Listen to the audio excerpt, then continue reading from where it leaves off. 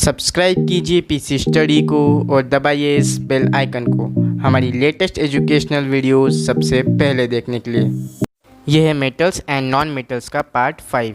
तो इस वीडियो में हम कोरोजन के बारे में पढ़ेंगे। तो कोरोजन क्या होता है? अगर कोई मेटल बहुत ज़्यादा टाइम तक मॉइस्ट एयर के कांटेक्ट में रहता है, मॉइस्ट एयर मीन्स ऐसी एयर जिसमें वाटर हो, ऐसी एयर के कांटेक्ट में रहता है तो वो कोरोड होने लगता है। कोरोड मीन्स होता है डैमेज या फिर किसी चीज़ का डिस्ट्रॉय होना, और इस प्रोसेस को हम बोलते हैं कोरोजन।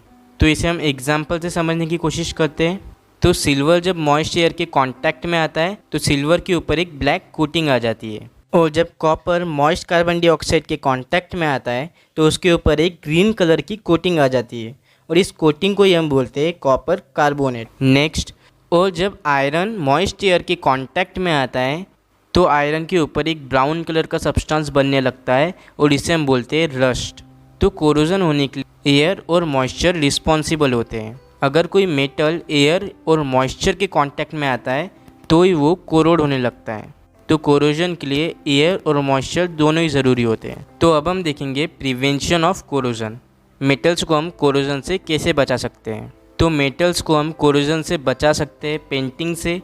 उन मेटल्स पे अगर हम ऑयल और ग्रीस लगा देंगे तो वो एयर और मॉइस्चर के कांटेक्ट में नहीं आएंगे, तो इससे कोरोजन नहीं होगा।